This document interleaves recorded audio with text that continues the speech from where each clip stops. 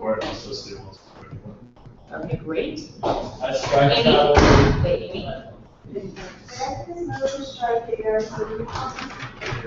ERC, okay. Zach? I move to strike the week of travel has been elected to public. Okay. Check. I move to strike the base rail. All right. Are there any other amendments to the agenda? What about it? Yep. Would we say I move to strike or I strike? Or point of curiosity. Yeah. All I do is strike, or not like Mark's always like, I strike. But if you say I motion, then we'll have to. All right, are there any other amendments to the agenda?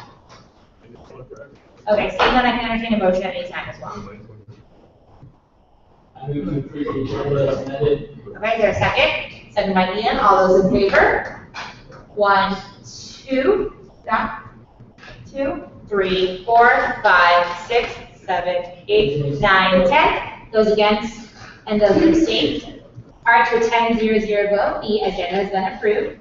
We'll go ahead to the approval of the minutes from September 8th. Those were sent out earlier today. Are there any? Trent? I move to amend section C of the minutes. Okay. Specifically, it says that I have a meeting with Robert Pulse, the director of academic council, to advocate for Pell Grants. I did not do that. So I amended to have, I had a meeting with Leo Estrada, the chair of the academic senate. Okay. And we talked about just USAC initiatives in general. Okay. And there's no reference. Okay. Is USAC live working, Heather? Yeah, it's on. Okay, perfect. So Danielle's watching via USAC live. So amend the agenda for minutes. Okay. Yes. And you can also send her email to exactly what she's because she is out today. Great. Is there any other discussion regarding the minutes? Zach? I move to approve the minutes as amended. All right, is there a second?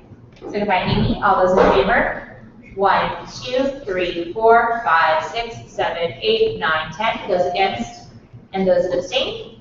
All right, to a 10-0-0 vote, the minutes from September 8th have been approved. We'll go ahead into public comments. So the first round of public comment is for audio only. USAC Live, the video will be turned off. So we'll have for public comment. Okay, seeing that, we'll turn USAC Live back on. So second round of public comment, audio and visual. Okay. Seeing none, I move public comment at 7:10. All right, we'll go into special presentations. We have one presentation by Lexi and Amy on Room Bash.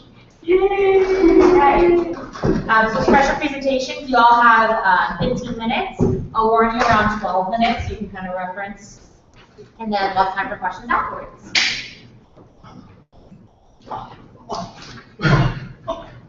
Anyone else see it? What happened? Oh, What? Nothing happened. Nothing happened.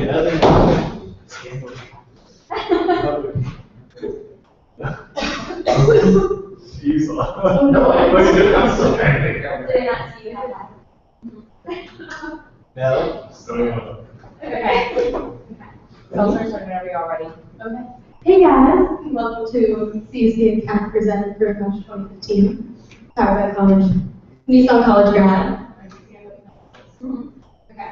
So basically, for some of you guys who may not know, Broom Bash is your campus event of the year, party of the century. And its inception was in 2003 as an alternative to Black Sunday, which was a big party that the Greek community threw the blackout and all kinds of things together to give an alternative. This year we have a concert built in festival as part of our events.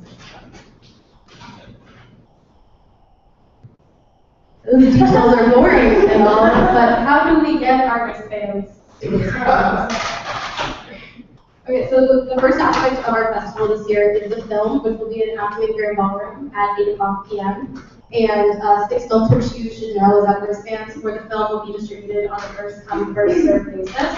And the line will begin at the base of Broom Walk underneath the ASUCLA banner, and it will start whenever students would like to line up. There is a certain time. Wristbanding will begin at 5, and doors will open for the film at 7:30. You need to have your Broom card in order to receive a wristband, and the line will be monitored by all Broom Bash staff. There will be no saving spots in line. Okay, so for the festival essentially begins the same time that wristbanding begins, which is at 2 p.m.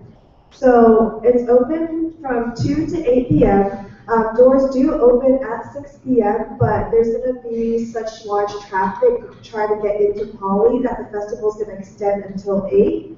So it's open to all students, no wristband is required, but you do need to bring your bird card. So if you have friends that aren't going to the, let's say the concert, they can still go into the iron field and hang out before the film. Check out our amazing sponsor booths. We do have sponsors that are spread throughout the IM field, and they are giving out a lot of different swag.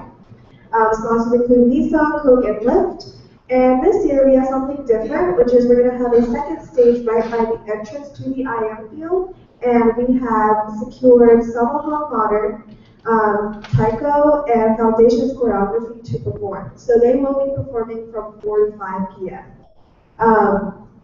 And then wristband distribution for Bruno Bash to enter Poly, as I said earlier, will begin at 2 p.m. The one thing that we do stress is there is no campouts and there is no lineup before 2 p.m. There will be staff on hand, about 100 or so, on boardwalk to disperse any line that starts to happen. Okay, so for concerts, the system will be a little bit different than what happened last year. So because we have access to Poly Pavilion and all students that do want to attend the concert will be able to receive a wristband, we have decided not to do the lottery system this year. So we will have wristbanding begin at 2 p.m. on the IM field and will end promptly at 6 o'clock p.m. And there'll be absolutely no campouts or lineups, as Amy said. It's not good for students, it's not good for administration, and overall, it's just a better system. So all attempts to line up will be dismissed by the staff member. You guys respect that. Basically, what's going to happen is you're going to have a valid road card in order to receive a wristband, and you must be present with your road card in order to receive a wristband, which means you cannot give your road card to another student to pick up a wristband for you. It will be one road card per student per wristband, absolutely no exceptions. And also our wristbanding hours are final. It will start at 2 p.m., it will end at 6 p.m. If you can't get a wristband during those hours, you'll not be allowed access to the concert. So this year, when it begins at 2 p.m., the only entrance that will be opened is the one closest to Wooden, the side entrance of Wooden. So you will enter the iron field from that side entrance in a organized, calm, and trying to get excited fashion. CTO will scan your bird card first, and then you will enter a line to get your wristband. So essentially, it's CTO scans, and then you will go into line, and then there will be tents. So when you get to the tents, you will see there's going to be, they're going to ask you, would you like floor level, would you like the lower level or upper level? This is lower, this is upper. Once a level is full, let's say the floor level is full, you won't have that option anymore. They will just ask you if you want lower level or upper level, and then it just goes on from there. Wristbands will be color-coded by level. The wristband will be placed on your wrist. If you try to take it off, if you try to cut it off, you don't have a wristband anymore. You will, and because CTO already scanned your bird card, they will know if you try to rescan your bird card. Furthermore, you cannot swap exchange wristbands. In the past, students have tried to create their own wristbands, try to go out and buy some. These are custom made this year, so that's not possible. And just a quick side note, Amy was saying about getting wristbands at the tents. There'll be 3 tents, and each one corresponds to a different level of seating, and we'll have that marked pretty prominently. So after you scan your bird card, if you would like a floor seat, there'll be a specific tent for a floor seat. If you would like a lower level, there'll be a specific tent for that. Just as clarification. But now I have a concert wristband. But what do I do now? So what you're going to do is you're going to stop at every single booth at the festival and support our sponsors who have taken time out of their days to both support Bruno Bash, the UCLA students, and come and give us free things. Just so exciting and so great for us. So you're going to bring all of your friends, and you guys are going to peruse the sponsor booths, and it's going to be super fun. And you're going to support your fellow Bruins who are dancing. on the second stage, which will also be super fun. Lines to enter Poly will open on the IM field at 5 p.m. So what we're doing is a little bit different than a little bit different than 2 years ago, and a little bit different than last year. There are going to be 3 pens type thing, 3 lines basically on the side of the IM field that faces close to Poly, and there'll be 3 separate lines depending on what level of wristband you have. And the pens will open at 5 o'clock p.m., meaning that if you would like to be the first to enter Poly Pavilion for whatever reason, you are allowed to enter line to get into Poly Pavilion starting at 5, but no earlier. And doors to Poly will open at 6, and the way that we're going to allow students to come in is we'll start with 1 level of seating, so one of those lines will open and will allow you to slowly enter Poly Pavilion, and we'll do it for the next line and the next line. So the way to get in to Poly Pavilion will be to go onto the IM field, enter the line to your respective level of seating, and then proceed into Poly. And it will help us disperse the seating, and it will make it a lot safer for students, because in the past there's been issues with, moms or people are moving too quickly or we can't be organized. So our idea with that was really having student safety in mind. And you'll enter in an organized, calm, slow, unfrantic, and yet excited fashion. Please cooperate with CSE security, which means absolutely no bags will be allowed into Poly Pavilion, no bags with no food, no drink. And doors will close at 9 p.m., no exceptions. And what that means is that your wristband, if you are not already inside of Poly Pavilion, will become invalid at 9 o'clock p.m., meaning that even if you did get a wristband between 2 to 6, you will not be allowed entrance into Poly. So with the concert timeline, once again, 2 p.m., wristband distribution will begin, no campouts, and all attempts to form a line will be immediately dispersed. And another thing with that, as Lexi just mentioned, with Poly, there's no bags and backpacks and fanny packs or whatnot. IM field, we would recommend you not to bring one, just because then it makes it a hassle for you to have to go back to your dorm or your apartment to have to drop off your bag again. So just don't bring the bag just for your own convenience. And also there is absolutely no food or drink onto the field this year. So if you come with just like a water bottle, or let's say you grab an In-N-Out before you came, you're gonna have to throw that away before you walk onto the field. At 5 p.m., lines to enter Poly Pavilion will begin. The 3 separate lines organized by the levels. Wristbands are color coordinated by the levels. At 6 p.m., wristband distribution ends. Even if you come at 6:01, there are staff members on hand that are instructed not to give you a wristband. So even if someone's like, that's ridiculous, only a minute, it's just a strict guideline. At 6 p.m., doors to Poly will open. We will start moving students into Poly from the IM field by levels. Essentially, that's why the festival is open until 8 p.m. And then 8 p.m. concert begins. 9 p.m. no longer allowed admission to Poly. At this time, your wristband will become invalid.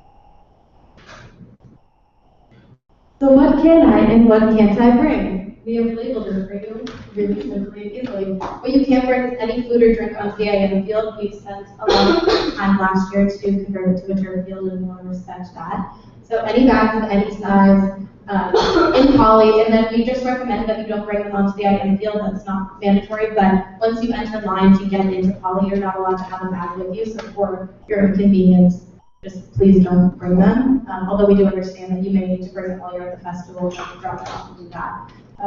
Substances that don't adhere to our true Bruin values and behavior that doesn't adhere to our true Bruin values, we're going to stress that to everyone. There are no exceptions to this. We will cut off your wristband and you will be escorted from the concert, from the film, or from the festival if you're not following the guidelines of our true Bruin values. But what you can bring is excitement, happiness, and enthusiasm because it's going to be the best concert ever, and film, and festival. You can bring your best dancing shoes. Amy just got new shoes, so she's going to learn the best dancing shoes. And your singing voice. Your Bruin card is like the single most necessary thing to have on you at all times. It is how you will get into the festival, the film, and the concert. So if there isn't anything you take from this, it is always have your Bruin card, always. Optional is money for concessions. We'll be selling concessions in Poly starting at 6 p.m. And there'll be no food on the IM field, as we previously mentioned. And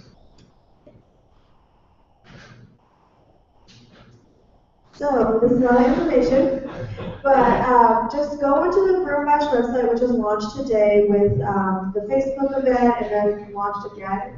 So it's just bruinbash.ucla.edu. So check that out. All students will be receiving email from CTO with the detailed ticketing information, but as Lexi said, just have your burn card. If you remember nothing else, your burn card, that's, yeah. And also for food, make sure, because there's no food on the field, make sure you eat beforehand, or make sure you take some time to eat before the concert. Papa John's will be- Yeah, Papa John's will be giving samples, but y'all's appetite might be more than that. So what do I tell my friends? Because we really want you guys to take from this is information that you can pass along with the rest of the UCLA community. So please let them know about the above ticketing information because it is different from past years. And also that students with disabilities should please contact the Office for Students with Disabilities. Also, students have a medical history of seizures or epilepsy. We advise them that they take the proper precautionary measures against potentially triggering concert lighting. Please remind them to always have their brewing card. I have it right here. You're on 12 minutes. Stay hydrated because it's going to be really hot outside. Be organized in mind. Keep future room values of a blast and hashtag all of us and we'll enjoy this best brewing match the school has ever seen. Guaranteed. So you've talked forever, guys. I still have questions. We have 5 minutes for them according to Heather. So hit me with this. Are there any questions or comments? Congratulations, you all. You all worked so hard. It's around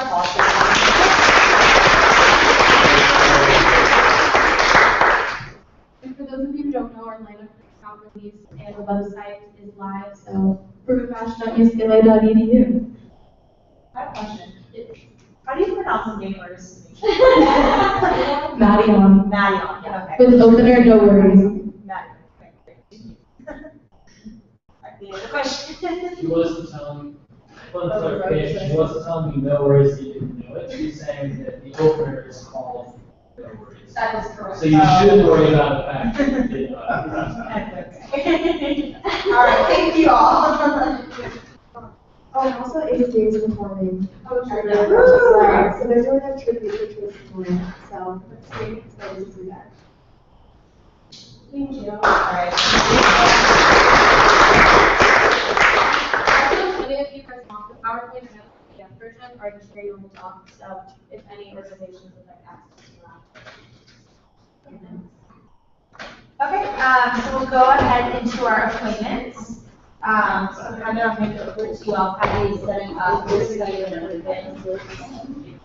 Okay, so Patty is going to read the ARC description of what SFAC is, and also the review from today's ARC meeting. Student Fee Advisory Committee. The Student Fee Advisory Committee is a committee that acts as the primary agency for channeling student input and decisions regarding the level and use of student fee funds. SFAC receives budgetary requests for the student fee funding for units and programs administered by the Chancellor, other administrators, or ASUCLA. And based on these requests, formulates budgetary recommendations concerning the level of student fees and their allocation to student service programs, including capital expenditures and submitting these recommendations to the Chancellor. So, in Ashroff's interview, he received a 300 vote of approval, and some of the comments that we had were that he was very thoughtful in kind of including different communities on this campus into consideration for his different allocations and recommendations to the Chancellor, and also we appreciated his outside experience at UCSD. All right, great, thank you, Heather. So Patty, you can go ahead and call him.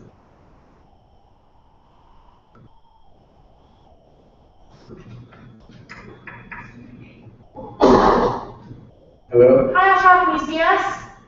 Hi. Hi, thanks for coming in via Skype today. So we'll go ahead and hand it over to you. So you'll have 1 minute for your introduction, then you'll have 5 minutes for questions from council, and then you'll have 1 minute for your closing.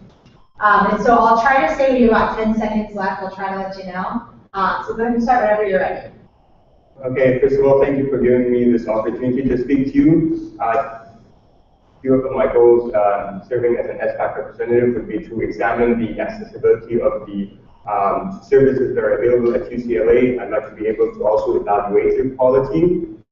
And I'd like to hold discussions with the heads of the different fee-funded units and make SBAC more visible. And I'd like to strengthen the relationship between USAC and SBAC. And finally, I'd like to increase the transparency of the whole funding process that SBAC goes through with the chancellor and the different administrators. Thank you. All right, great, thank you so much. I just like to take any questions from the council. Ruby? Hi, I was wondering, how do you specifically aim to make that Slack more visible?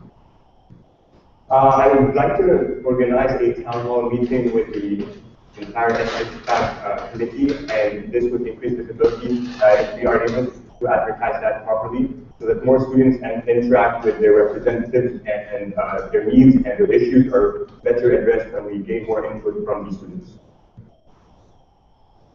Are there any other questions? Dr. Miller? As a new student, first I'd like to congratulate you and particularly thank you for getting engaged so early.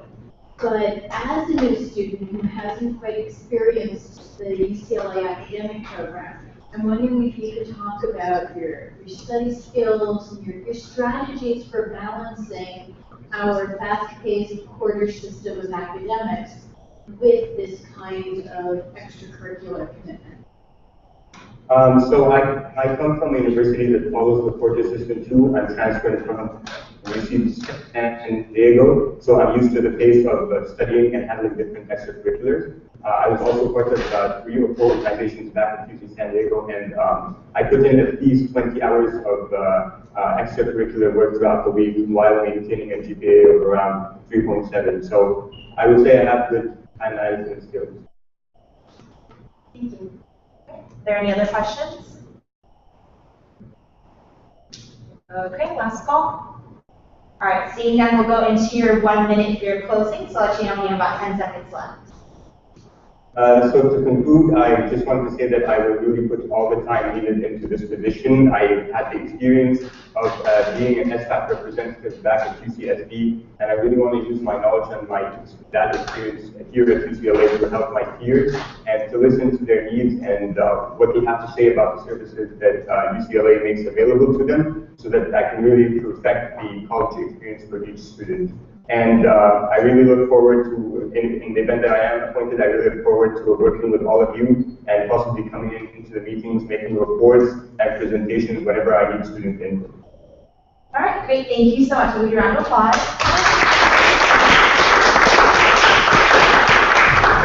All right, so at this point, we discussed your appointments. You're welcome to stay on Skype and be present for our discussion, or if you feel more comfortable, you're welcome to log off and I can tell you what the vote ended up being. It's personal preference. It's also available on USAC Live, so you can technically watch on YouTube as well.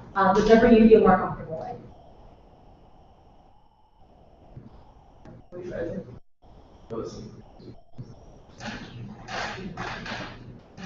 Can you hear us? Asha, can you hear us? Thank you for your time. Can you hear me? Sorry? Okay, so we're going to discuss your, can you hear me?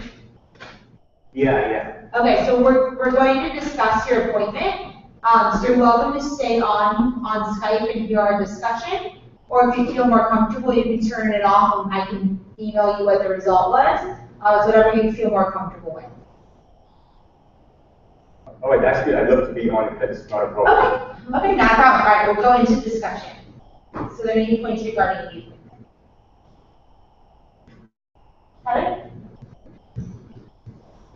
I really liked his emphasis on transparency of, making these recommendations, because SBAC oversees a huge amount of money and they really do make such a great impact on this campus. And so I really appreciate his, devotion to increasing transparency of SBAC. Yeah. It seems to me that because he was an SBAC on a different but very similar campus, that not only does he offer prior experience, but he also offers a unique perspective within the same experiential realm. And I think that that's a pretty rare and valuable quality, and that should be noted. Any other points? No? I move to approve, Trump as our SBAC representative. Okay, is there a second? Second by Danny, all those in favor? 1, 2, 3, 4, 5, 6, 7, 8, 9, 10. Those against? And those that abstain?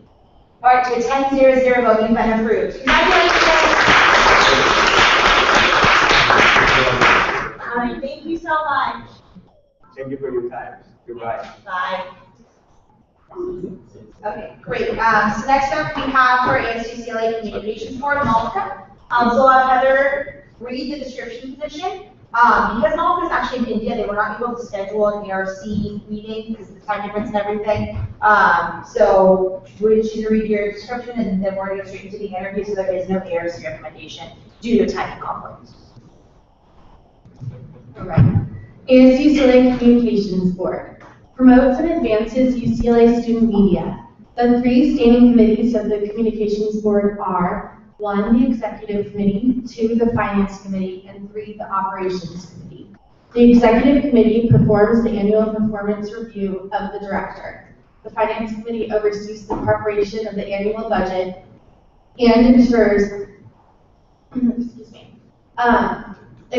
ensures that the board stays within the budget. The Operations Committee reviews and revises the Constitution, bylaws, policy, and procedures manual, and meets with the media and ensures that the board and its media adhere to the necessary policies.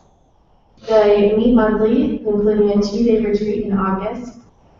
4 undergraduates, 2-year staggered terms, may not serve as a staff member or receive compensation from student media, may not be a USAC official, and may not hold another USAC appointed position while on Communications Board.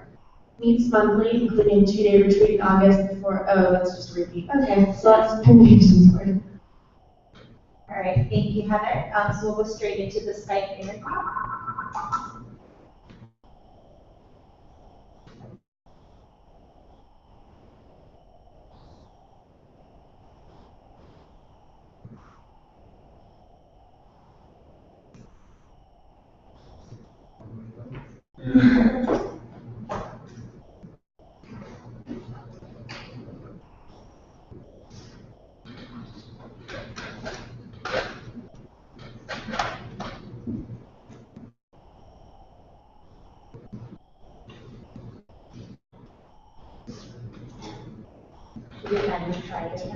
Oh, should I try again?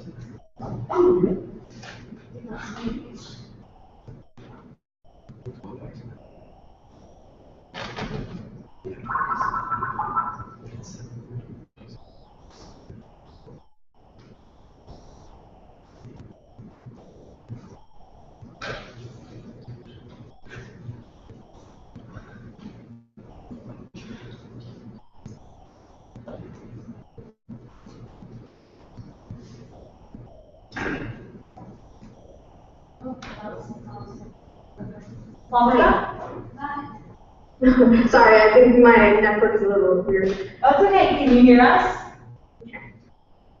Can you hear us and everything? Yes, I can now. Okay, perfect. Is your video on, or it doesn't, I guess, necessarily have to be on, but. Can you see me, or can you not? We can't, but it's okay. I think it's not entirely necessary. Okay. All right, we'll go straight in. So you have 1 minute for your opening. I'll let you know when you have about 10 seconds left, and then you'll have 5 minutes of questions from the council, and then a 1 minute for your closing. Okay, perfect. All right. So ready whenever you are. Okay. Hi, my name is Malika Raju. I'm a biochemistry major, and I'm going to be a junior. To me, student media is absolutely essential because I think it's one of the biggest platforms that students have to express themselves. And as part of the ASUCLA Communications Board, I see myself within the Operations Committee working with media directors and editors and directors of the various forms of student media to primarily increase visibility of the various forms of student media, especially the smaller news magazines and things like that. I know I have spoken to members of the COM board right now, and I believe the board is going through some financial difficulty. and has asked these news magazines to fundraise for themselves. And I think increasing popularity of these magazines and expanding to include the voices of more communities would help help them raise more We have about 10 seconds left. I would also like to have conversations with the rest of the board and talk about ways that we could fundraise for ourselves as well, which would probably include talking about alternative advertising methods and things like that. Okay, great. Thank you so much. So we'll go ahead and do questions from the council. Is there any questions? Chen? So, Yeah. okay. So in particular, how will you increase transparency of the communications board? I know specifically in terms of fiscal policies that are going to be coming up, how will you ensure that you're addressing money by consuming? Were you able to hear the question? Sorry, yes, please, I heard only the transparency part. Can you repeat the question? Yes. So in regards to transparency, just how will you ensure that we're going to be transparent in decisions, especially when looking at state media and the fiscal policies that are going to have to be examined? So with regards to transparency, I think again it links back to visibility and just sort of making sure that all students are aware of the various forms of student media out there and encouraging students to come to meetings as well so that they're aware as to what's happening. And outreaching through media forums like social media and things like that. With regard to fiscal policy, I think definitely careful use of money is one factor that will go into it, and also fundraising and if necessary, if it comes to it, probably a referendum that could go out to USAC later. All right, are there any other questions? Okay, Trent? So I know you specifically addressed increasing visibility, specifically of communication board and student media. What are some initiatives you kind of see yourself bringing folks to the table and really pushing? So I think to increasing the visibility, again, outreaching is one of the primary things that has to be done. I did mention expanding the news magazines to have magazines for other communities as well, which would also incentivize the students to be more active. Yeah, and as also reaching out to various clubs and sort of publicizing Concord to various forums present at UCLA.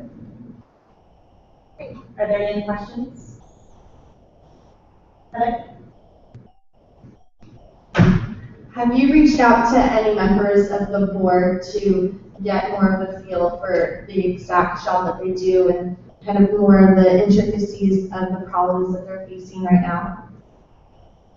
Yes, I did reach out to Rita, who's a member of the board right now, and that's how I learned that the board was going through financial problems and the solutions that they have started incorporating so as to combat these problems. And so, yeah, I did sort of get a feel of the intricacies. Great. Are there any other questions? Okay. Seeing none, we'll go into your 1 minute period closing. So I'll try to let you know you have about 10 seconds left. So we're ready whenever you are. So through my experience with various organizations at UCLA, like USAC, Residential Life, On-Campus Housing Council, and things outside of UCLA as well, and my vision for the Communications Board, I think I would make a strong candidate for the position. All right, thank you so much. Just a round of applause. Okay, so now we'll go into discussion for your appointment. So you're welcome to stay on the line in your discussion, or if you feel more comfortable, you can end the call. We can message you what the result was. It's whatever your preference would be. Okay. Okay, so you want to stay on, or? Yeah, I'll stay. Okay, great.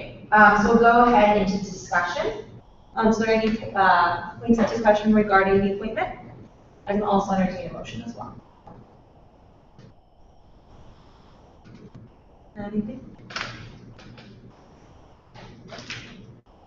Anything else? I can entertain a motion too. Yeah, Ian? I was just gonna say, I really appreciated, her ideas for increasing the visibility of community on boards. I think everyone sort of has some knowledge of student media, either through the Daily Bruin or through other things like that. But a lot of people don't hear about, the sort of student government side of things and how students, how undergraduates and students can help solve some of the problems that student media is facing. So I appreciate that.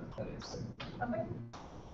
Are there any other? Sure. Additionally, I really appreciate how she's already reached out to Adria, who already serves on Concord as well. She's well aware of the fiscal endeavors that Concord is going to look at now in the future. So you'll hear a little bit of that later on in terms of my report, but nonetheless, that was, to me, a really positive sign.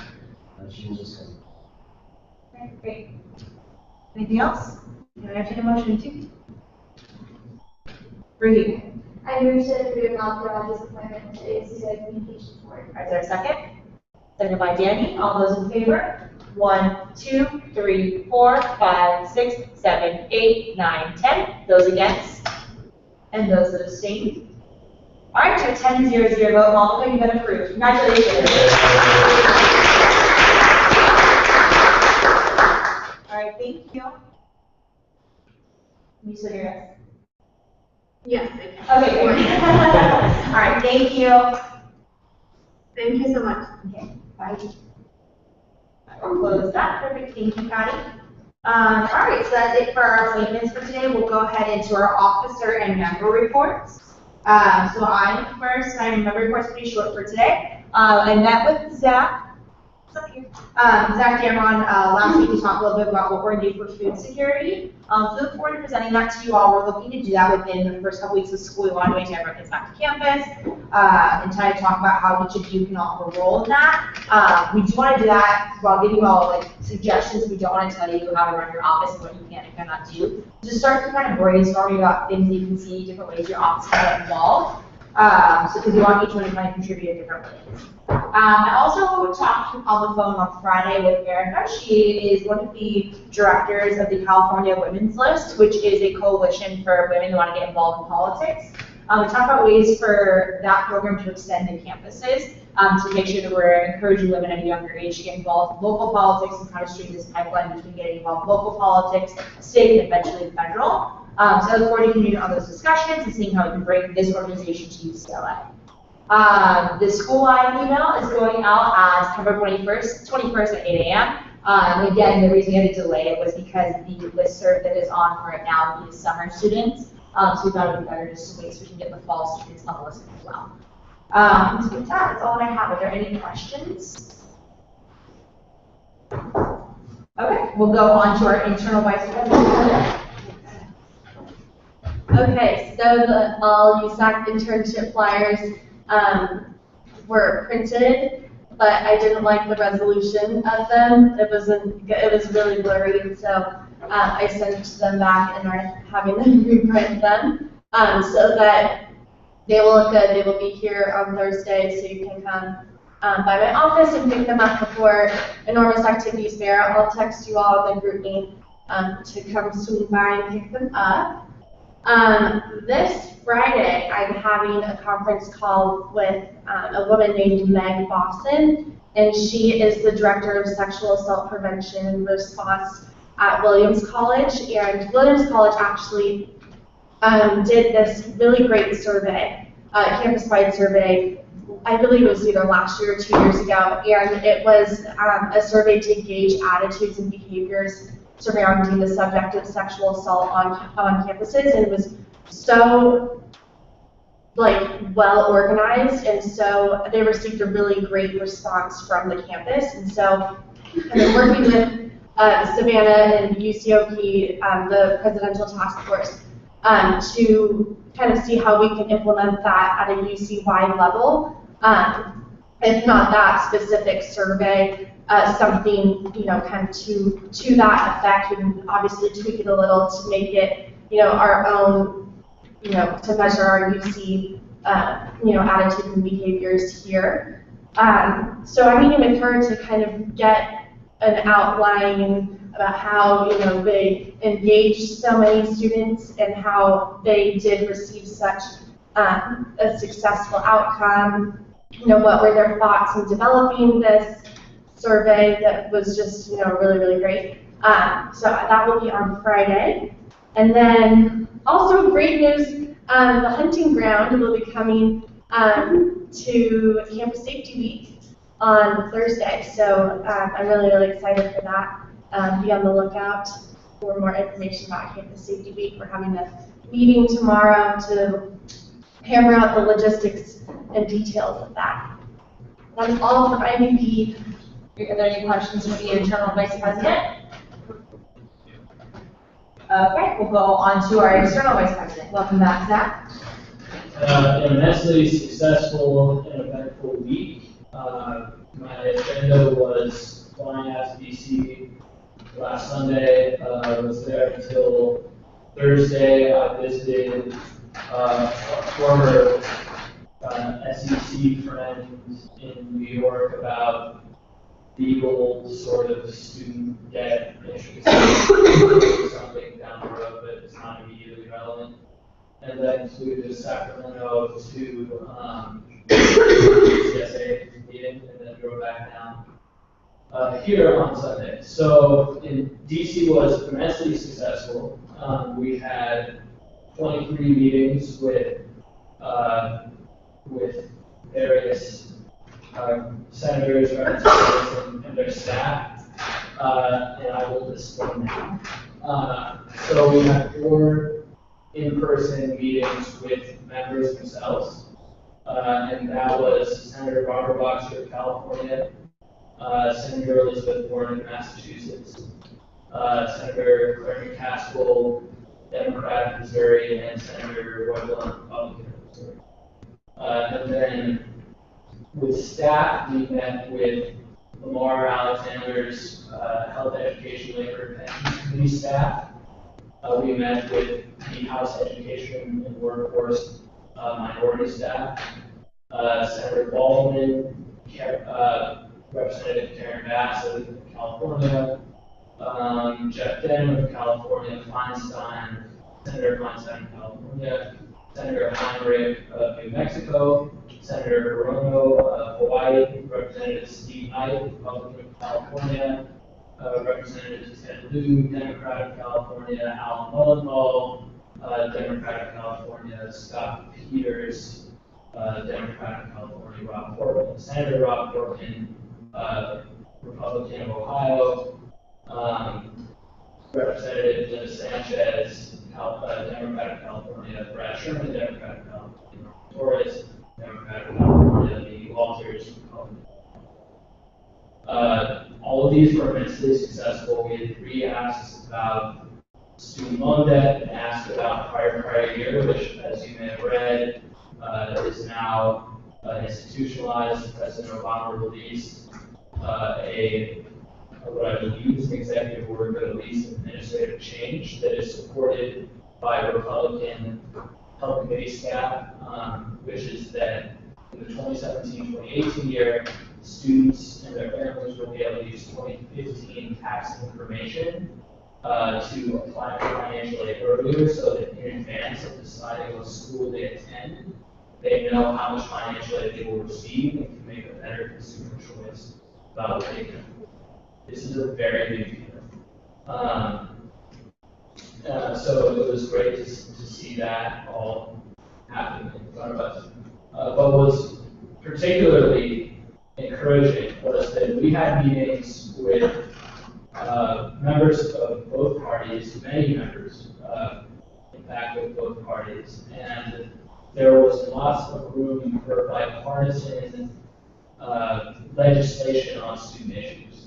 And student associations, including the United States Student Association, had taken the stance that student issues were partisan issues, and we gave our hand at trying to make that not the case, and we found several points of common ground. And in fact, Republicans have asked us to submit bill language on certain student loan debt issues, including employer-backed contributions, which is, we'll talk about. Anything that you don't understand now will be clarified in my special presentation next week, among other things.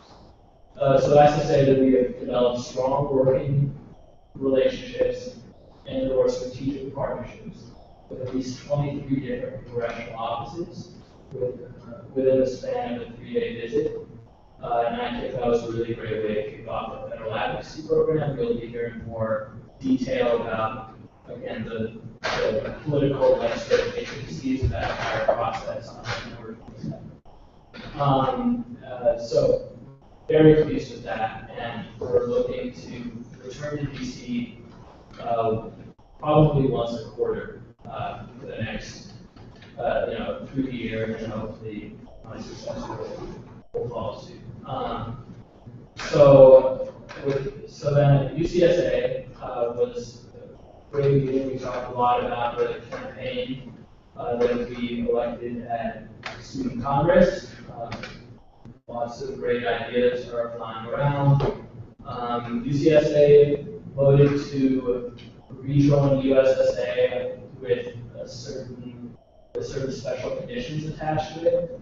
And I will say there's some confusion around how that affects UCLA.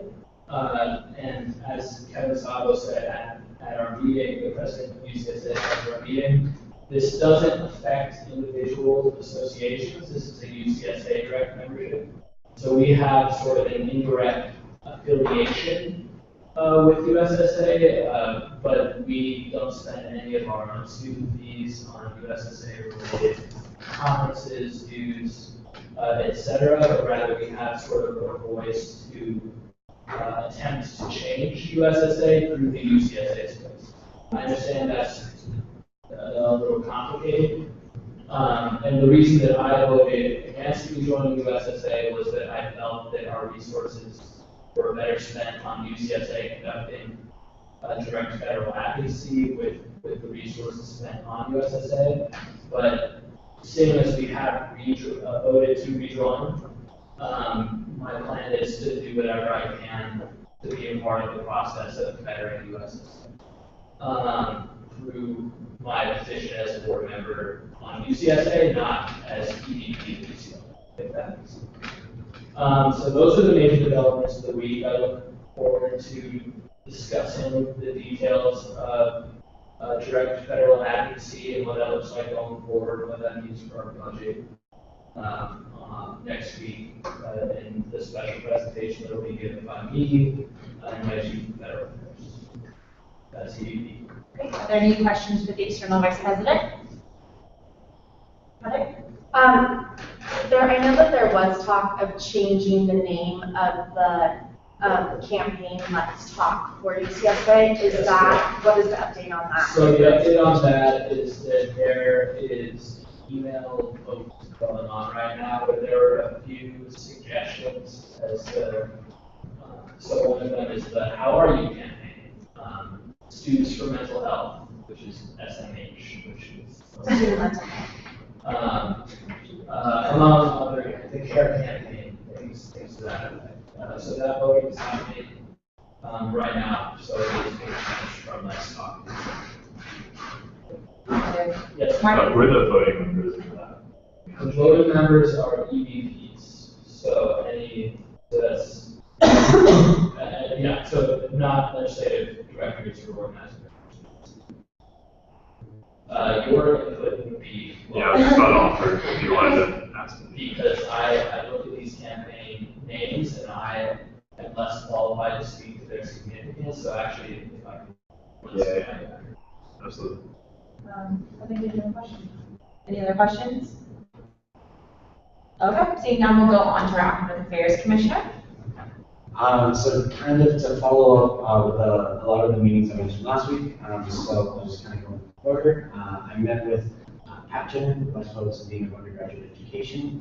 We talked really a lot but essentially about undergraduate education, essentially with our experiences as students. Particularly, we focus in on increasing college academic mentors under college academic counseling, availability on the Hill, so they're going to be increasing that, as well as just addressing a lot of issues coming to students. And one of the great things was combining kind of the advocacy work I did with Zach last spring quarter, really going up to Sacramento and advocating for the Southern UC system, learning more about Governor Brown, talking with Frank Water, the registrar, and then also hearing from Dean Turner. And really, one thing that I really want to push this year to the Academic Affairs Commission is creating the infrastructure to support students who want to graduate in 3 years. That's something that the state has really pushed, and it's something I firmly believe that the registrar can really help encourage, particularly with a DPR, the degree of progress report, to come up with a 3-year plan for students who can, adequately do that. So that's something I'm really looking forward to working on this upcoming year, especially with Dean Turner. Also, what's really great is I also had the opportunity to meet with Paul Mendoza of the Hill, specifically talking about co-programming with CAC, study abroad programs, but we also touched on EAP, particularly with peer learning resources. And so what's really great to hear is AAP tutoring or peer learning on the Hill is going to stay stable, so they're not going to be cutting back any of their peer learning facilitators, which is great to hear. The one thing I definitely want to look into is really addressing is there more of a need? Can we look into identifying other resources so we can potentially increase the amount of peer learning resources available to students? In addition to that, I had an opportunity to meet with Chrissy Keenan of the Rubicon Consent Coalition, a quick phone call, to talk about our steps into moving forward with putting CAPS resources on the syllabi. Right now, the intent is to have it on CCLE, but really pushing professors and academics to really, consider this, and to really encourage professors who may be teaching on some controversial subjects to put this on their syllabi.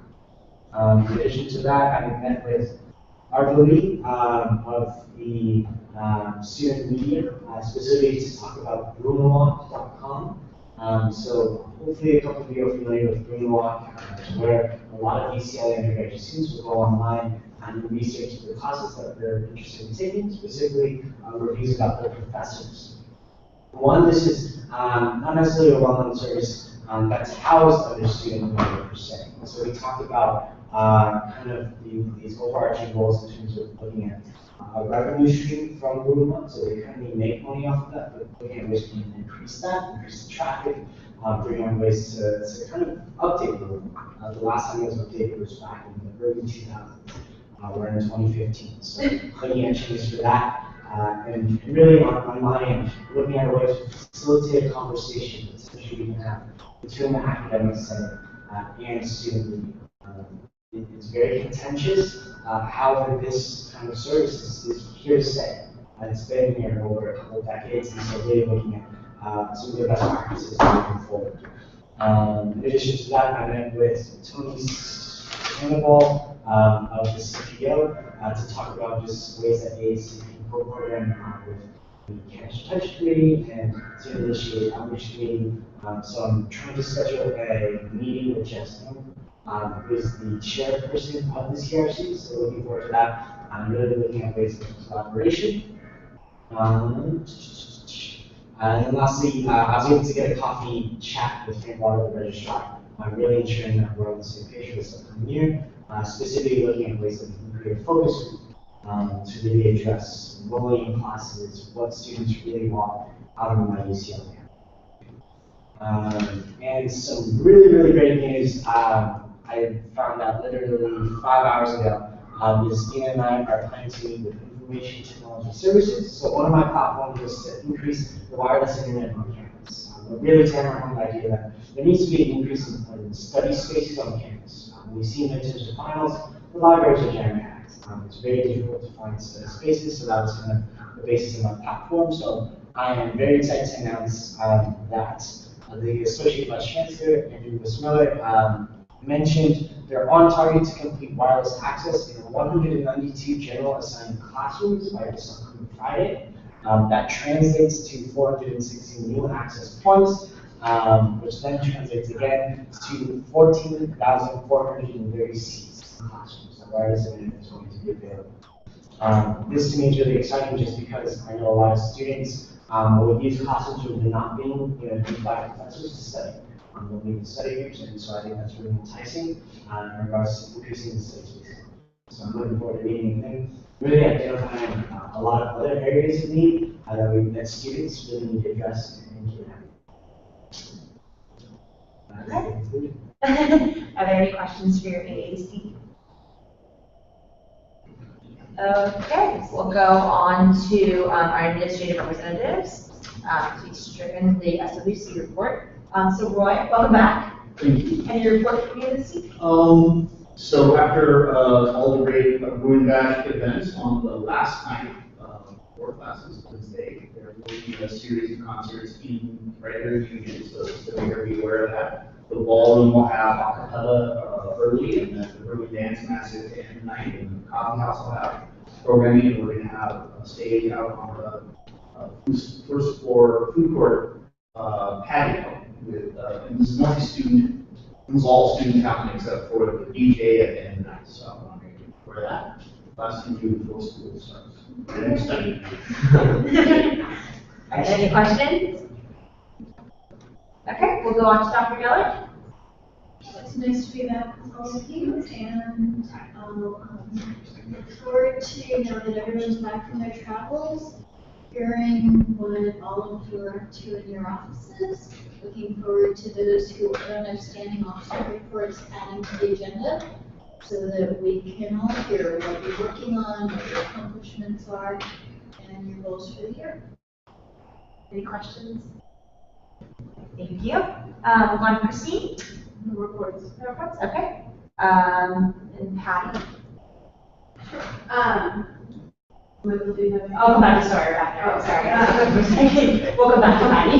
She's used to being last. Okay, we'll go Patty, we'll go back to sorry. That's my fault. So I have party permits still available, a handful of them come up to my office, so if anyone has any that wants to come up tonight, I brought them with me for convenience. And then also I had our walkthrough with our safety team today. I want to say thank you to all the council members for having us at offices and maybe emailing a couple of just individual small things, but overall they're very happy. They saw a lot of improvement since their July walkthroughs and a great job from also the student organizations that have offices in Kirkhoff. Saw lots of improvement as well in those offices. So good marks overall, and we'll be having an additional walkthrough in a month. Just do one final walkthrough for all of our small tasks that we ask students really to attend to. And that is it. Any questions for Patty? And just clarification, the permits are the ones that you've already signed up for? Yes. Okay, Michael, sorry. I guess just really brief, I don't know if any of you've heard of it, but I'm from Northern California, and there's a massive fire happening right now. And it's pretty scary. It's burned like 63,000 acres and like more than 500 homes. So generally, the population from Northern California goes to UCLA is from the area. It's very rural, so I doubt any of you have direct connections. But just be aware, and it's a good example of why to be aware of the drought and everything, because it's like the third major fire this year alone, and it's just there's like a lot of damages, and I would just recommend being aware of it, just because it is like Governor Brown did declare a state of emergency. I don't know, but and it's very severe, and there was a fire that happened near camp this summer, and there were lots of repercussions with 0 structures burned. So I'm just very interested to see what occurs from it. Not only once the fire's out, which hopefully will be within a week or two, but what happens afterwards. That just might be something to view. I don't want to be a pessimist and think California's just going to burn up, but this year it pretty much has. So just be aware. Check your fire insurance if you don't have it at your house. All right, any questions? Okay, we'll go on to our fund allocation. So Kevin, for contingency. Total student was higher contingency being required for $11,200 and 39 cents. They requested for $5,989 and 83 cents. Vicom recommends 2,680. If approved and allocated, contingency balance will be 74,600. Are there any, Zach? Move to approve the fund allocation. Okay, can you repeat the amount once again? What was recommended? 2,680. Okay, so we say the amount as well. I move to approve the contingency fund allocation of $2,680. Okay, great. Is there a second? Second by Amy. All those in favor? 1, 2, 3, 4, 5, 6, 7, 8, 9, 10. Those against? And those that abstain? All right, so 10-0-0 vote for contingency programming allocation is then approved. We have struck in the rest of our allocations. There is no old business. We do have for new business, office budget transparency presented by Chuck Pettigrew. I move to take a 5-minute recess, particularly that really fast. I'd love to do this. Okay, so is there a second? Second by Ian. All those in favor? Okay. All those in favor? 1, 2, 3, 4, 5, 6, 7, 8, 9. Those against? 1, and those that abstain? 0. Okay, or 9, 1, 0. You can use the restroom. All right, so we'll come back at 10:40, 8:14. Oh, yeah? Good call.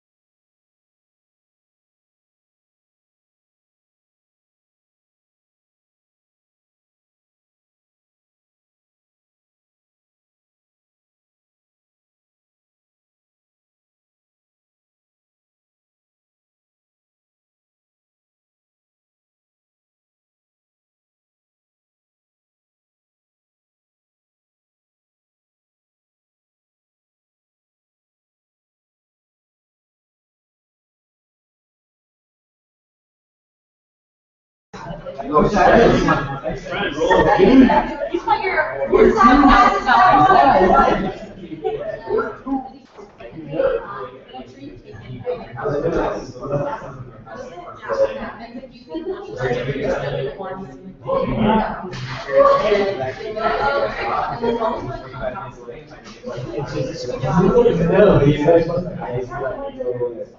Trent, you want to say?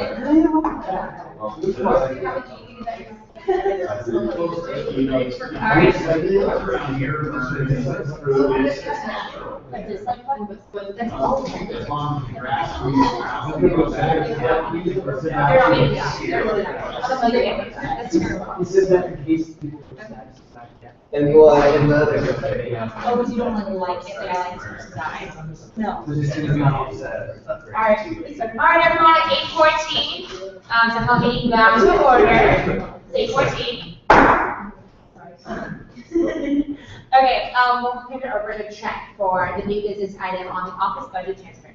yes, so, thank you for adding this to the agenda. I mentioned this a couple weeks ago, when we met, in regards to, really looking at all of our offices, with a critical perspective. And one thing, when I looked at my office, was really understanding the budget. Coming in from being the chief of staff, I didn't realize how much money AAC truly oversees when we look at ASRF and front. So I passed up to all of you the AAC budget from you.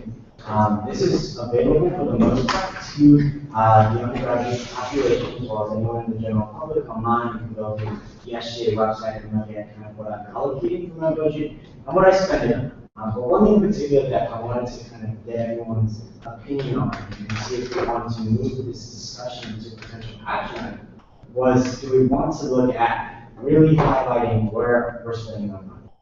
Particularly going through kind of like a line by line item and putting it out there so that our constituents know where exactly we're spending their student fees. So for example, if you look at our retreats and conferences for these, I just got the check today to send to our property rental for our retreats, so it's a line item that we $15,000 down, $500 for the security deposit, right? Really ensuring that there's this sense of transparency, so students know exactly where their student fees are going. When I was going through the campaigning process, I was really the biggest thing that my group of students was, I didn't realize I was spending approximately $150 per year that goes directly to USAC. What exactly is spent? I think this really addresses that question. I understand, and I've talked with a couple of y'all about some issues with the transparency, particularly when we have room match, we have concerts, and we have in these performers' contracts that we don't necessarily relay to the general public how much we're paying them, and I completely understand that. So one of the things that I'm kind of looking at this with is potentially using a third-party type of entity, independent entity, to work with all of our offices to create a transparent budget. Put it on a Google Doc or something for that matter, and put it online. So that, for example, when Maddie, performs in UCLA, everyone's aware we can't necessarily publish the amount that we're paying a performer. So let's look at other ways, we can really address this issue of transparency. So does anyone else have anything to add? Any questions of where I'm coming from? All right, at the end of the day. Yeah, I definitely like the idea, and I'm totally on board. I think a couple of questions that I would have, or a couple of things that I was thinking are, how specific do we want to be? What's the timeline like? For example, anytime any amount of money is spent, how much time will the office have to report that to make that visible? Would every single purchase or anything that goes through some government accounting, would that be reported? And I think it should be, to be honest. I think anything we purchase should be a matter of public record because we're spending the money of the students. But I also think it would be really interesting I'm thinking different ways to make it public. And I think it'd be really cool to have like a partnership with student media or something, where there'd be like a page on the website that would get updated each time with some more information. That way it would be visible, it would be more transparent, and people would know that this is happening. So I feel like if we just put our information on a Google Doc somewhere, there's no guarantee that students will even know that it exists. So I think that if we're going to do it, we have to make sure that people know that we're doing it as well. Jerry? I was to say, first trend, I really applaud you for. I think it's a really cool idea, and something that, personally that I think is as important as, representatives of the student body that we're following through on, and, a matter of accountability and trust, and think, like, presenting an example for the rest of the council, and I really hope to, be able to do something, even though the general representative budget is much smaller, to say the least, but I really, think that, and even what Ian said about me, I think that's an awesome idea.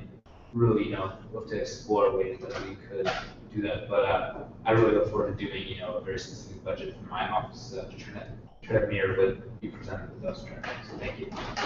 Okay, and Marvin and then Amy. So first of all, thanks, Trent, for bringing this issue to light. I think it's something that we can all talk about, at least and discuss. And so I guess what I wanted to talk about was just to kind of bring everyone else kind of up to speed and just like kind of clarify, especially coming from the commission's perspective, commission budget. The commission budgets are usually funded through referendum money, sums up to a larger amount of money for many of our commissions. And so what happens is as we do, as Trent has done in this breakdown, and as other commissions do, we actually break it down by assistance, supplies, graphics, retreats, and this is it's become so because it's a requisite. It's become a requisite. Excuse me. It's become a requisite through tradition, in that the origin of this is essentially to provide the transparency for the general public to go online and say, okay, this is where my money is going. And so this is it's actually a step for transparency. And so for us, commissions, it may be slightly more of a, I guess like an issue, not an issue, but like something more difficult for us to do, to undertake every single expense that's being made. Because the thing is, every single expense that's being made is tracked through the budget or the budget records in SGA. But there's a reason why that's not necessarily put out there, because it's just that much of a struggle kind of to put all the line items out there. But we already do take the step to line it out, just as Trent has in his breakdown, to increase the transparency. Just so Okay, so that Amy and then Zach.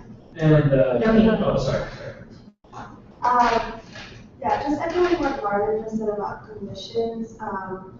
I totally agree with the transparency aspect of it. That's something that, going with the budget, it's just a real thing when you realize that we execute things and then you know where their money is going. The one thing though, with having such a big allocation to commissions such as like CAC, where CAC is like allocated like 171,000.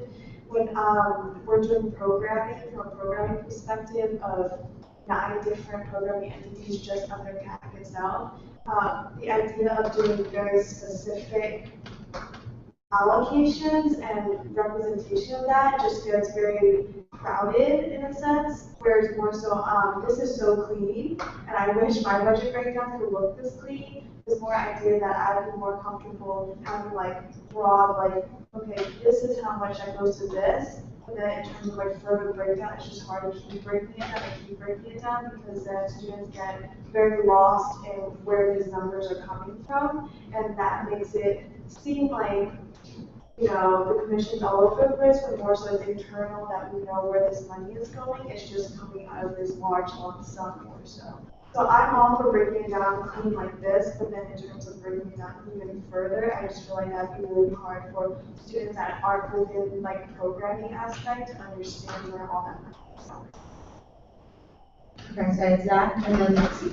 So just to sum up what I'm bringing to the table, and then what's informed by my experience as an officer that more or less functions in a similar way to a commission.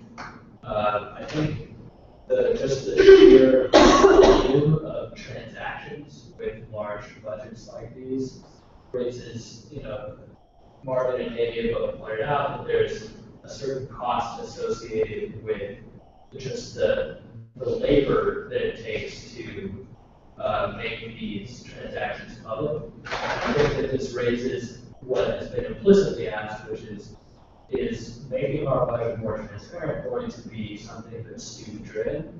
Is that going to be a position that students take up voluntarily at time that they expend out of goodwill, or is this going to be something that we put on SGA, something that we pay for? And then the next logical question is this worth taking next? I, of course, support any measure to make us more accountable to students, but we should be sure that we're spending our student money as efficiently as possible, and will this either cost voluntary student man hours or extra money towards SGA? I think these are questions worth answering as we take this and potentially make it an action item for states. Lexi?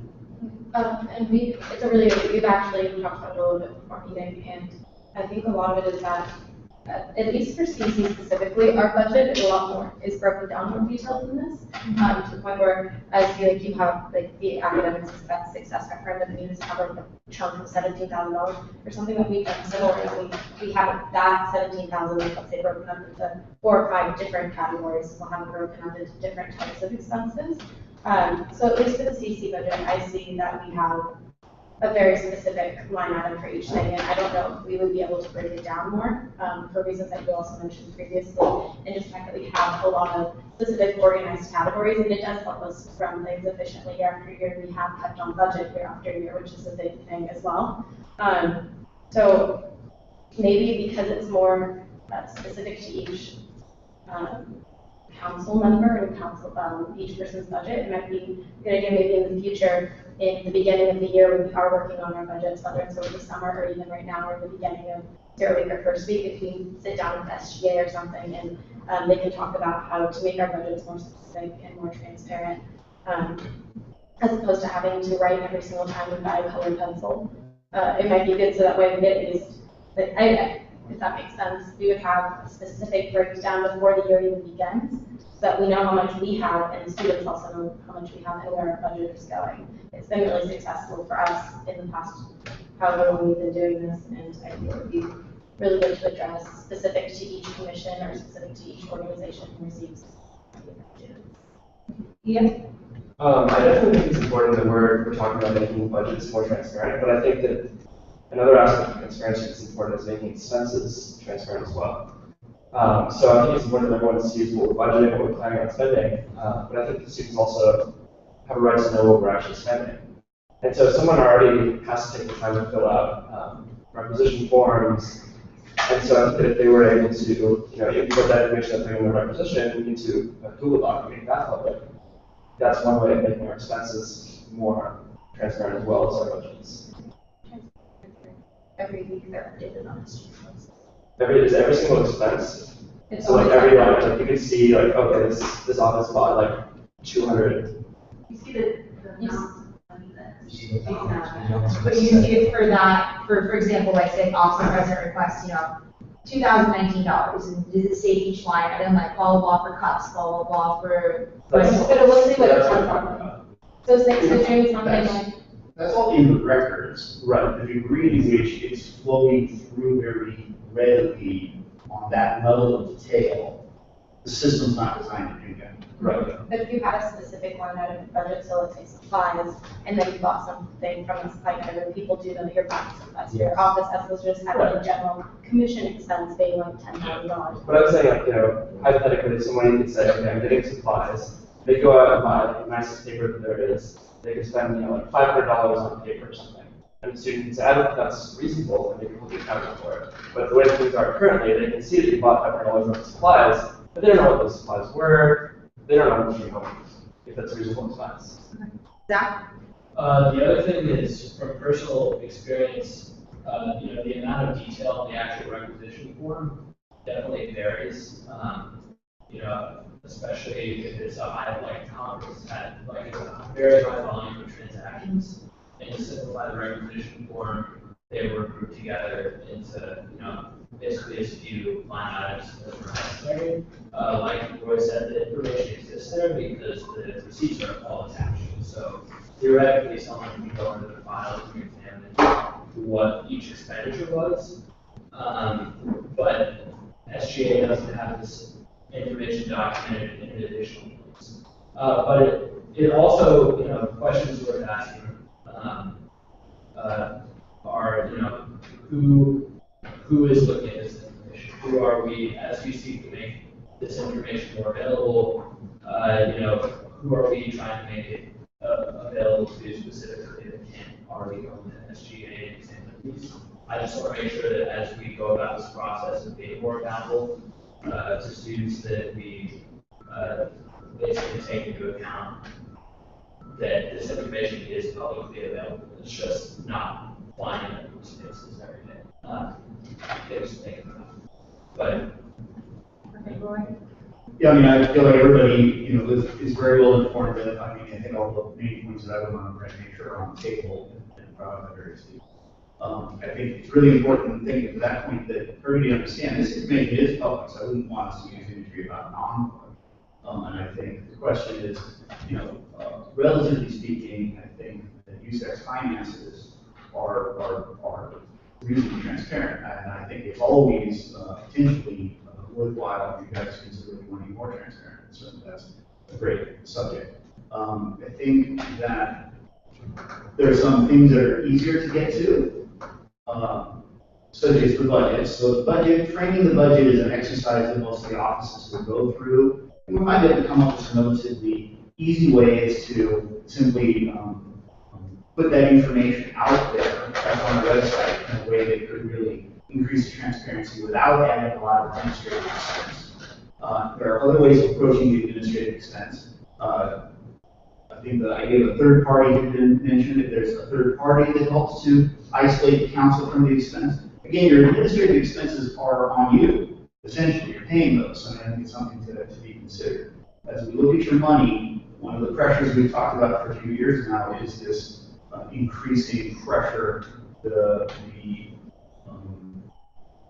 purchasing power of your dollars sort of is eroded over time. So, we need to be somewhat judicious as to where we increase administrative expense. But there's ways to address that, right? So, I mean, if your budgets are posted, it's one thing. Expenses is more complex.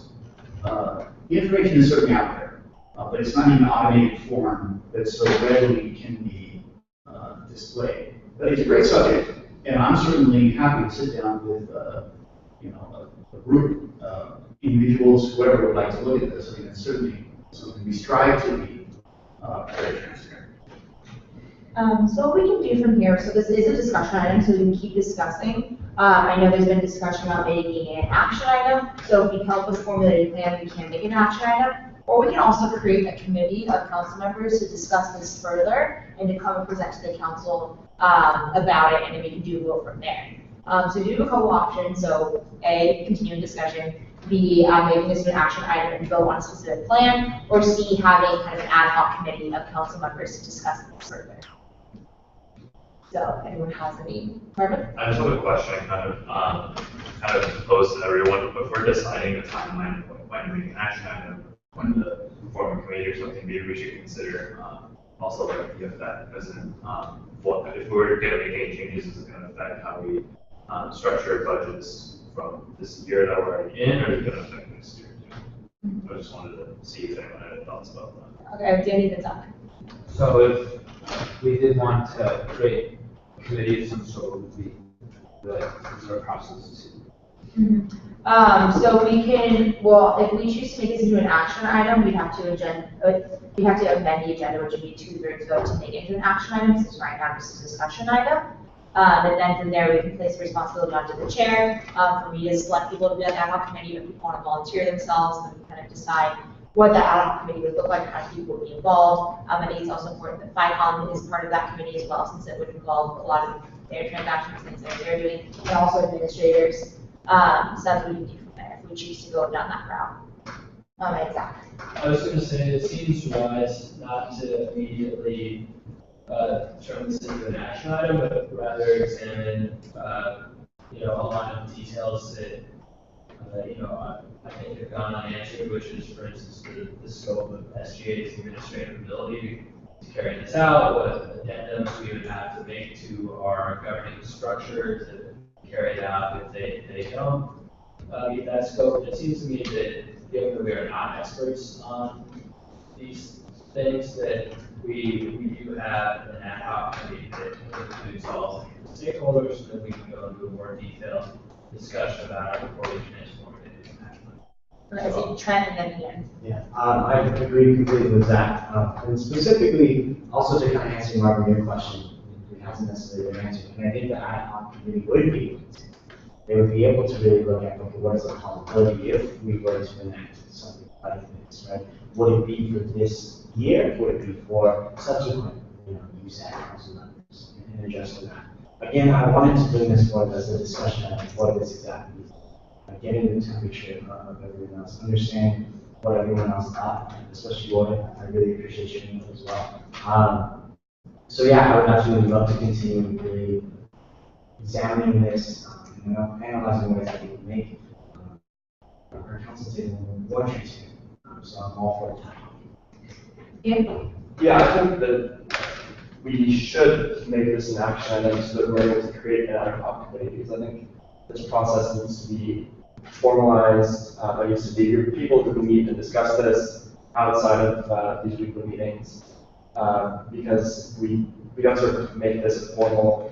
If we don't sort of formalize this process moving forward, I feel like the ball will get dropped in some way, and either it'll just keep coming up on the agenda in different forms, or it'll just not happen. But if we have a committee, then there's some people we can hold accountable to make sure the progress is being made on this matter.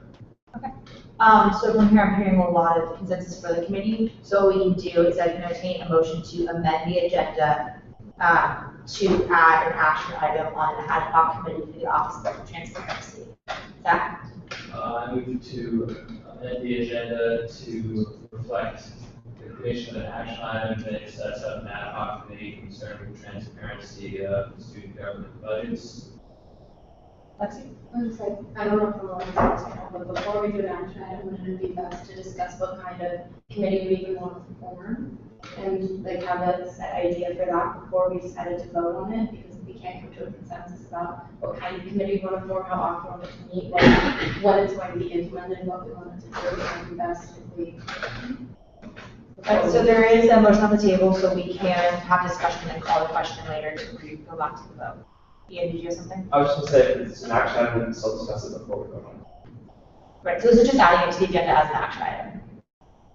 Then we can discuss the nature and scope of the action and then vote on the action. Yeah, we can do that, right? If I might also throw into the mix the imagery that perhaps the best next step might be sort of a fact-finding committee. I mean, I feel like a little bit more is clarity as to what information is there,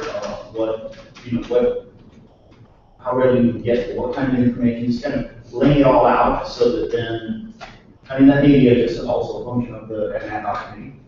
An ad hoc committee, I think, it has a bit more inertia that it needs to kind of get to some sort of specific outcome, and before you choose it, you may want to sort of understand the terrain, which could be done relatively readily. I don't think it needs to take Right. Okay, so right now there is a motion on the table to add an agenda item. So, right, I did not clarify earlier. So to add the agenda item, so whoever is going to second that has to call the question, and we'll go back into the vote. So that's to add the agenda item, and then we can go on and vote on that said agenda item. Does that make sense? Ian? I just didn't second this motion. Okay, so do you want to call the question then? So we have discussion. Sure. Do you want to put the motion back on the table? I would like to amend my motion, actually. Okay. I actually think it may be more prudent to, this is Trent's brainchild, this is his idea. I think there was clearly a lot of thought that went into bringing this to the table, and I'd like to, to hear, if he could come to us with a clear idea of what this committee would look like, do sort of the fact finding and then bring it back as an action item. I think that could be an effective course that I'm hoping. Okay, so you want to revoke your motion? I would like to withdraw. Okay. So now we're back to no action item, but just discussion item. Yes. Can anyone provide feedback on my suggestion? I just still think that there should be an action item, because creating a committee is not necessarily a large step. We dissolve the committee next week. But just the fact that there would be a group of people that could discuss this, I think would be useful. Otherwise, we're just going to keep going on circles. Do that. I would rather happy to, I'm sorry. I'm more than happy to sit down with you and talk, or we can Skype or do that, and maybe it'd be best in our case for Trent to be able to meet with a few of us and get opinions so that he has a tangible plan for what he's, or vision for what he sees, instead of just like forming a committee almost haphazardly and then maybe we dissolve the next week and create another one. It might be best for him to talk to all of us and then be able to develop the vision more. Okay, Zach? Yeah, this is what I mean, sort of general informal discussion about the issue, including fact finding with Trent as the front end, so we can more clearly decide what the action would be. This would be to be taken next. That's my suggestion. Right. I'm happy with however you guys want to go, whether you want to ad hoc, whether you want to have just some fact finding. I just want to offer myself to work with either of those two groups to just sort of train whatever clarity I can help as well. Okay, thank you. Yeah, I agree with what Zach's saying in terms of if like Trent, because this is something that I'm passionate about, I thought I was to help him on board in terms of transparency. If he can create more so like structured layout feasibility of such a committee and just see what is their purpose, what are their exact points they're looking for, and their guideline criteria, then that would be something that personally I would be more comfortable voting on and saying yes to than just saying yes to a committee that I don't know what the structure of it would be. And so perhaps what we can do to make sure we are staying on task and everything is maybe Trent, next meeting, can you bring an idea of what you would like for said committee to be like, and do that research ahead of time? And then in regards to membership of said committee, like everyone can volunteer themselves, and then as chair, I can appoint whoever would be best on the ad hoc committee, try to get representation the best we can. If every council member wants to be on it, maybe, but that probably won't be the most efficient way. So maybe we can kind of if I can put that task onto you, Trent, to bring that for next meeting, to send Heather a voting and action item for next Tuesday's meeting. All right, Zach? So as a consensus, and move to end discussion to Okay. move to the next. Pardon? Second? Okay. All those in favor? Okay, 1, 2, 3, 4, 5, 6, 7, 8, 9, 10. And those against? And those abstained? All right, we'll go on to announcements then. Okay, so we'll start here for announcements. Announcements, Marvin, let's see. Check out the new site. It's the Amy and I. Thank you. Ian? Anything? Announcements. Anything, Dr. Dar? Okay, I have one announcement. So this Sunday I emailed you all. It is the Bruin Welcome for all the new students this Sunday. So be excited. I messaged you all, so please try to set time your schedule, 4 p.m. Sunday. What's going to happen is it's like what it was last year. They're still kind of forming some of the specifics. They're creating the script. Once I get the script, I'll email it out to you. But I emailed you all the Tribune pledge. You'll have it. Practice it. Get ready. So stand in front of all of the new students and read this pledge to them, and they'll recite it back to you. So it will just be the us members here. And so that will be during the Tribune Welcome. So please, again, make time in your schedule for that on Sunday. I sent an email with all the details on that. Okay, great. I can also entertain a motion to adjourn. All right, is there a second? Second by Danny. All those in favor? 1, 2, 3, 4, 5, 6, 7, 8, 9, 10. Those against? And those that abstain? All right, 8:42. We'll go ahead and adjourn the meeting. Okay. Yeah, and then Kevin sign around the sign. All right. All right.